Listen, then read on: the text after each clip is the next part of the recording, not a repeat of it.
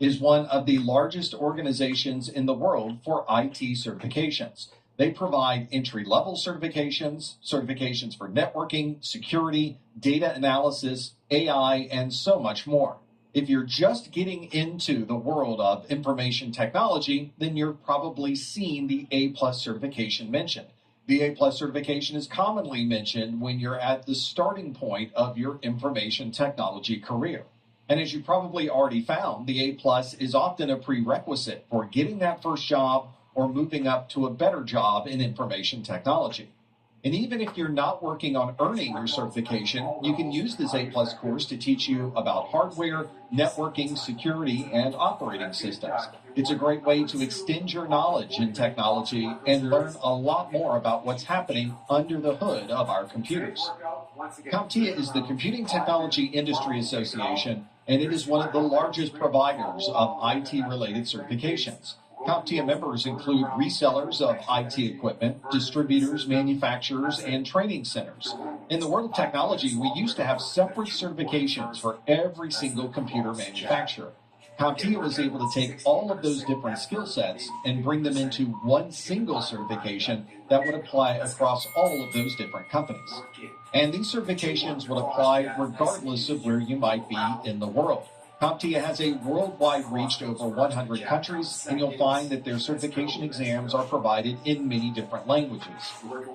At Professor Messer, we provide training that gives you a perspective of someone who's been in the field and using these technologies for many years. My personal IT industry experience includes supercomputer operations, server and network administration, corporate training, software engineering, network analysis, and cybersecurity.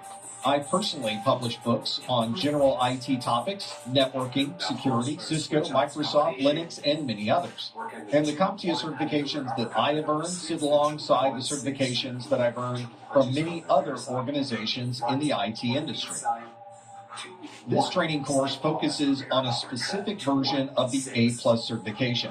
This is the 220-1201, sometimes you'll hear this referred to as the Core 1 exam, and the 220-1202, which is the Core 2 exam. Both of these exams were released on March the 25th of 2025. We've also designed this course to give you everything you need to pass this exam in small bite-sized chunks.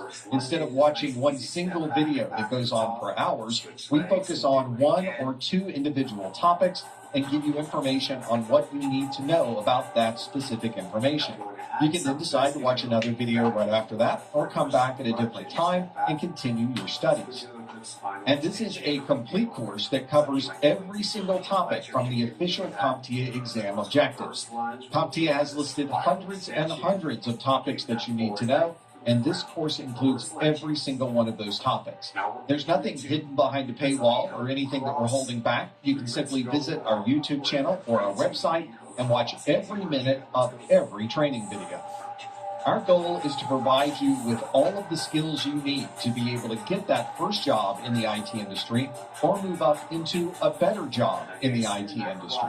Hopefully you'll find that this training course and many of our other training courses provide you with the information you need to move ahead in your IT career. The internet is an amazing technology that allows us to provide this training information to you for free with nothing additional that you would need to purchase. We put the entire course online, and you're able to stream this course from anywhere you'd like, any time of the day. If you'd like to download the course or you'd like an audio-only version of the course, you can purchase those on the Professor Messer website. We also have other study materials that might help you. We have course notes, practice exams, and so much more to get you all of the information you need to pass your 220-1201 and 220-1202 exams. If you like the video index or you'd like to see some of the other training offerings we provide, you can find them all on our website at professormesser.com. The second exam that you need to pass to be A+ certified is the A+ 220-1202 exam, or what we often refer to as the Core 2 exam. This exam covers topics on operating systems, security, software troubleshooting, and operational procedures.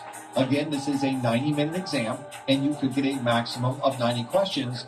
And although the scale between 100 and 900 is the same as the Core 1, notice that your passing score is a little bit higher. You need to earn a 700 to pass your Core 2 exam. If you're watching this video, then you'll notice that we're very specific about that version of the exam, the 220-1201 and the 220-1202. These two exams were released on March 25th of 2025, and these versions tend to be available for about 3.5 years. After that, the exams are retired and they're replaced with a newer set of exam objectives and a newer version of the exams that you need to take. So if you're watching this video and it's anywhere between March the 25th of 2025 and somewhere around September of 2028, then you're probably watching the right training course for you. If you're watching this video after September of 2028, then you'll probably want to see what the next version of the CompTIA A+ exam is, and they have all of that information out on CompTIA.org, the official website for CompTIA. You can take these exams in any order. You might want to take the Core 1 exam first and then take the Core 2 exam, or you could do it in the opposite order, take Core 2 first and then pass the Core 1 exam. It doesn't matter what order you take them in, but you have to pass both exams to be considered A+ certified. There's also no particular time restriction for passing both of these exams. You just need to make sure both of these exams are passed before the retirement somewhere around the September of 2028 timeframe. The A+ exams are primarily multiple choice exams. Most of the questions that you will get on your exam will have a question and multiple answers to choose from. You simply select the answer that you feel is correct, and then you go to the next question. Those types of questions tend to be single or multiple answers, and the exam tends to tell you how many answers you need to select for any particular question. But this is not the only kind of question you might find on the exam. There are also performance-based questions. These are effectively any other type of question you might run into. It could be a fill-in-the-blank. They could put you in a command prompt and ask you to perform a function. It might be a drag-and-drop question. You might have to put things in a particular order, or it might be a matching question.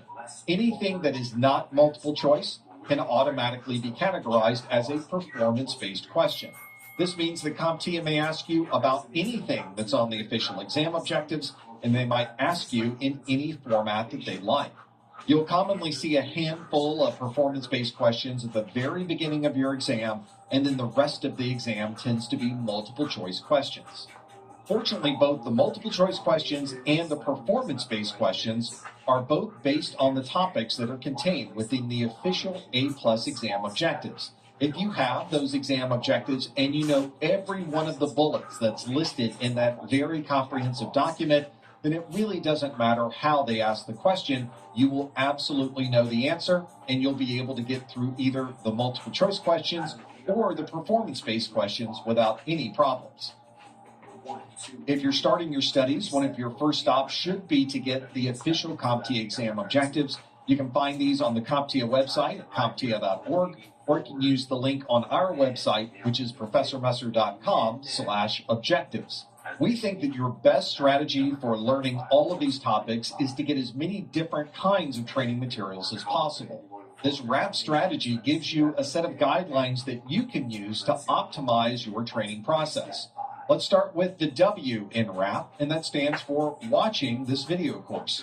This video course is designed to cover every single topic, and you can follow along and watch as we demonstrate many of the skills that you'll need to know to pass this exam.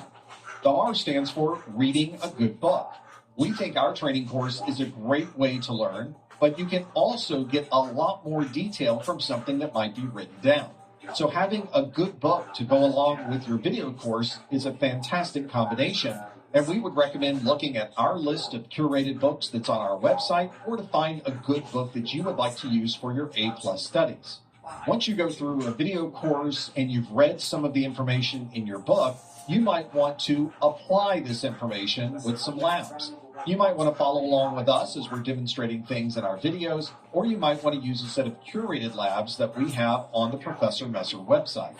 And finally, the P is to practice all of this information that you've learned. Before you register for your exam, it might be good to know if you've really retained all of this information that you've gathered by watching the videos, reading a good book, and applying what you've learned. We provide a set of practice exams that have been specifically written with the same style and the same tone as the CompTIA exams. You can find these practice exams on the Professor Messer website. If you look at our index of videos for our training course, you'll notice that they are numbered. The numbers that we've attached to each of our training videos match the objective numbers that are listed in the official CompTIA exam objectives. That way you're able to look at the objectives and immediately find the video associated with those topics. Another advantage of this is that many third-party books will also cross-reference those same objective numbers. So if you're reading a book that refers back to the official objectives in section 3.4, then you can also go to our videos in section 3.4 and find exactly the same topics. Some people start at the very beginning of our course in section 1.1, and they will go one video at a time in that order until they hit the end. Some people will refer to their book and then find that information in the appropriate videos, and some people will move from video to video based on the topic that they're currently working on. One of the most popular questions I often get is, when do I know if I'm ready to take the exam? One of the best things that you can do is to check yourself with that official set of exam objectives. It makes a great checklist to use before you book that exam date. If you're planning to go to a third-party testing location, then I also recommend that you become familiar with those locations in your area. Not all testing centers are the same. They're certainly located in different places. Some might have different resources available, so you need to find the testing center that works best for you. You might also decide to not take the test in a testing center, but instead take the test at home. There are some very specific requirements that you must follow to be able to take the exam at home, but if you have to travel a very long way to a testing center, or all of the testing centers in your area are full and it's difficult to get an appointment, you might want to consider taking this exam in your own house. One good rule of thumb is to arrive early at the testing center. They may be able to take you in early, or you may be able to study a little bit more while waiting in the lobby, or you may want to set up all of your testing environment at home and make sure that everything is ready to go well before your test time arrives. If you are in a testing center and you feel that the temperature isn't right or there's noises that are distracting from you taking the exam, make the testing center aware of this problem during the exam. Instead of waiting to the end of the exam, it's useful to have them address the problem while you're in the middle of taking your test. When you're taking your exam, you have 90 minutes, and there is a clock at the top of the screen that is counting down and telling you exactly how much time you have left. Each question also includes the ability to mark that question with a box that's at the top of the screen. This means once you've gone through all of the questions, you can see how many of those questions you've marked, and you can jump right back to the question immediately. Once you've gone through all of the questions and you're ready to submit your exam, be sure to check through every single question one last time to make sure it's the answer that you chose, and make sure that you didn't leave any of those questions blank. And once you submit your exam, you learn immediately if you passed the exam or if you haven't passed the exam. You'll get immediate feedback, and you'll be able to look online to be able to get a summary of how you did during that exam. So now it's time to get A+ certified. You can watch our entire course on our website at professormesser.com. We have books, training materials, labs, and so much more to help you with your A+ studies. All of our videos are available in one single index on our website, or you can find us on our YouTube channel. We have an entire playlist set up in order for all of these A+ training videos. Don't forget about the official objectives. You can find a link over to the CompTIA website, professormesser.com/objectives. If you're in the middle of your studies and you have a question about one of the topics, you might want to pose that question to one of the thousands of students on our Discord server. This real-time chat allows you to interact with other people studying for their A+, Network Plus, Security Plus, or many other certifications. You can also open an ad hoc study room, stream the videos along with other folks, or simply ask questions about the information that you're learning in your A+ studies. We also offer free A+ study groups every month for both the Core 1 and the Core 2 exams. This is an interactive type quiz that you can participate live and online, and I also open up the floor to ask any questions of me during this study group. And now it's time to get A+ certified. Thanks for including us on your certification journey. We will see you in the next video.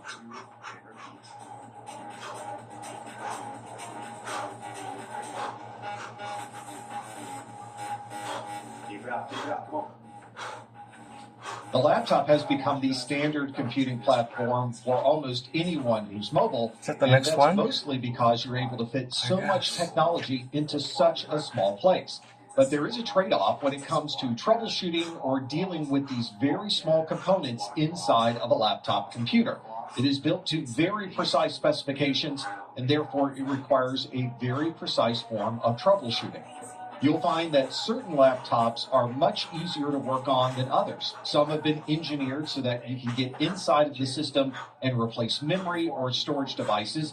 Other laptops are built so that it's very difficult to gain access to the inside of that device, and even more difficult to be able to swap out some of those components. For that reason, you'll find that different laptop manufacturers will have very different processes for managing and troubleshooting their particular systems. A good example of this is how different laptop manufacturers might handle batteries. With some laptops, the batteries are very modular and can be removed from the laptop and replaced with a different battery very, very easily. Other laptops have the battery built into the system, and it's not designed to be swapped out by the user. This may make it very difficult if you have to swap out a battery that's in a system that is not designed for a modular battery replacement.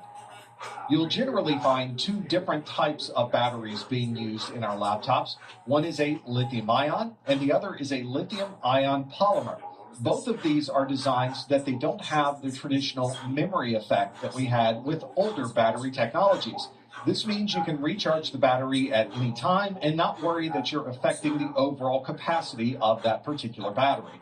You'll also find that different manufacturers use different types of battery form factors. This means that if you need a battery for your laptop, you need to make sure that you're getting exactly the right battery for that specific laptop model. You'll find that if you grab a laptop battery from a different make and model, that it's not going to fit into the battery slot of your laptop. With modular batteries, it's very easy for the end user to be able to remove and replace the batteries inside of that laptop. Usually they have a button that you can press that will pop out one battery, and then you can slide another battery directly into that same slot. If the battery is built into the laptop itself, this type of modularity is not available, and usually you would have to have a technician completely take apart the laptop just to replace the battery. If you've maintained a group of laptops, then you know one of the most used components on that laptop is the keyboard. This commonly means that the keyboard is probably going to be swapped out more than any other component on that particular device.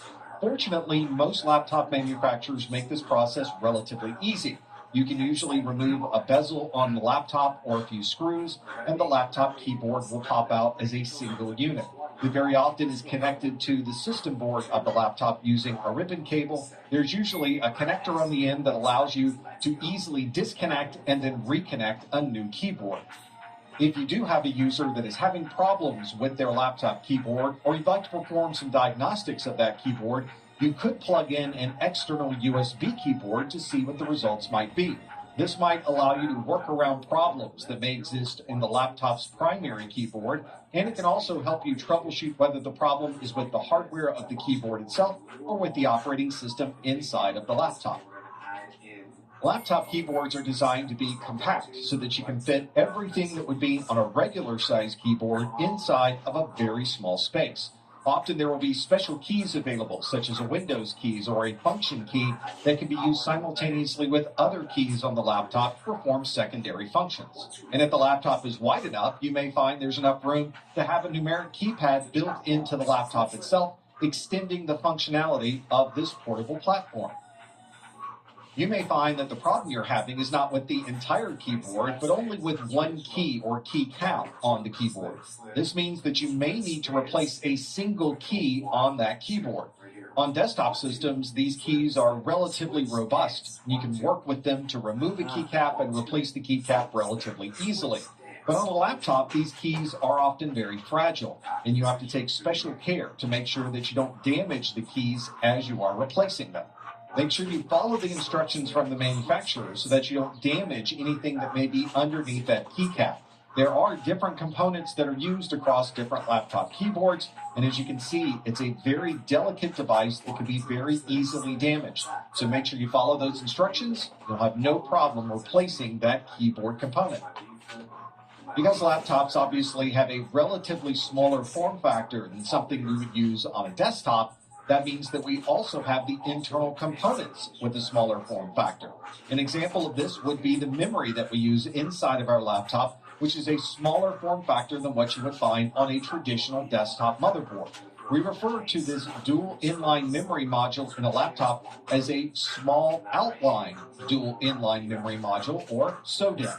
On laptops that use these SODIMM modules, it's very easy to remove the module and replace it with a new one. But not all laptops provide this level of modularity. You may find that the memory in your laptop is soldered to the motherboard and is not in this modular form. That means that you would have to replace the entire system board if you need to upgrade the memory of that system. To add or replace memory inside of one of these systems, there's usually a place where you can open up a window into the back of the laptop, remove any memory that might be there, or add additional memory into the slots that are available. Once you push down on that particular module, it locks in place with clips that are on the motherboard, and that memory is now upgraded inside of that laptop. Just as our desktop computers have a place where we can store operating system files and user documents, we have the same requirement for our laptop computers. Many of our older laptops will use a traditional hard drive or spinning drive that has platters to be able to store that information. On desktop computers, you may have seen 3.5-inch drives being used for storage, and on laptops, because they are a smaller form factor, you'll find a smaller storage device, and that is a 2.5-inch hard drive. But these days, we have rapidly moved away from a spinning drive inside of a laptop computer to a much faster and much more reliable SSD, or solid-state drive. A solid-state drive is simply memory, and it has no moving parts at all. This allows us to have very fast access to this memory and also provides additional reliability because we don't have to worry about that spinning drive failing on a laptop device. On older laptops, you may see the SSD in that same 2.5-inch form factor, but newer laptops tend to have an M.2 interface, which provides a much smaller form factor on the system board. This also makes it a much easier installation because we simply need to plug in that M.2 interface to be able to have access to the data and to power up the drive itself. With the older 2.5-inch form factor, there were two separate connections, one for data and one for power. Here's a good example of both of these storage drive types. The 2.5-inch form factor is on the left and the M.2 interface is on the right. You can see that you have a much smaller form factor for the M.2 over the 2.5-inch, which makes it very attractive for laptops and other mobile devices. On some laptops, replacing the 2.5-inch storage drive or an M.2 drive can be relatively easy. There may be a cover on the back of the laptop that you can remove. You take out a couple of screws on the drive, and you're able to remove that drive very easily. Installing an M.2 drive is often easier because there is a single screw where you can install and fasten down that particular M.2 drive. Here's how easy it is to install an M.2 interface. You simply slide in the M.2 interface card. It goes into a specific slot that is on the M.2 interface itself. You push it in so that it's able to get a good connection with none of this copper showing once you have it connected, and then you can push it down and screw it into the system board so that it will stay in place. Installing or replacing a 2.5-inch form factor drive is relatively easy. There are usually a couple of screws that you can remove. This technician is using a special pad that allows them to save those very tiny screws into this little area. And then once they have that, they can simply pull it out of the interface, and now your drive is free. To add another drive back, you simply reverse the process. And once you're done installing either the 2.5-inch drive or the M.2 drive, you can replace the cover on the top, and your installation is done. Many users with older laptops may want to replace the spinning hard drive that's inside of that laptop with a solid-state drive. Not only is this a more reliable form of storage, it also is a much faster form of storage. It's almost like upgrading and getting a brand new laptop just by replacing a single component. You can certainly install a brand new operating system on the SSD and then manually transfer all of the user's documents from one device to the other and then install any of the applications that they need to use. This is obviously much more time consuming than backing up everything that's on the original drive and copying it over to the new SSD. To be able to do that easily, we may want to use specialized software. This is usually referred to as imaging software or cloning software.